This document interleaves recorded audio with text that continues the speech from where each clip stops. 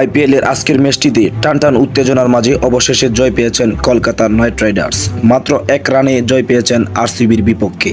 নির্ধারিত 20 ওভারে 220 রান সংগ্রহ করেন কলকাতা নাইট রাইডার্স। ব্যাটিং করতে নেমে আরসিবি খুব একটা ভালো শুরু করতে পারেনি। তাদের ব্যাটিং বিপর্যয়ের কারণে আজকের ম্যাচটি হারতে হয়েছে আরসিবির। যদি আরসিবির ওপেনিং ব্যাটাররা আরেকটু ভালো করতে পারত, তাহলে হয়তো আজকের ম্যাচটি আরসিবি অবশেষে জয়লাভ করতে পারত।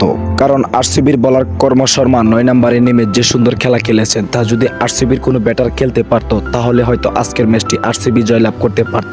তিনি মাত্র 7 বল মোকাবেলা করেছেন 20 রান। তিনি মিচেল স্টার্কের বলে মেরেছেন 3 বলে 3টি 6। যা প্রয়োজন ছিল লাস্ট ওভারে 21 রান, তার 18 রান করে ফেলেছিলেন তিনি। কিন্তু দুর্ভাগ্যবশত 5 নম্বর বলে উইকেট হয়ে যাওয়ার কারণে তিনি আজকের ম্যাচটিতে জয়লাভ করাতে পারেননি।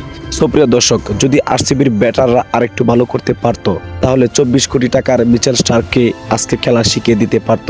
তবে তাদের কপাল খারাপ ছিল বলে এবারে আইপিএল আসরটা তাদের জন্য খারাপ যাচ্ছে। কারণ তারা একমাত্র দল যারা আজ পর্যন্ত আইপিএল এ ফাইনাল জিততে পারেনি। তারা আরেকটু ভালো খেললে হয়তো আজকের ম্যাচটা জিততে পারত এবং আইপিএল এর আশাটা বাঁচিয়ে রাখতে পারত।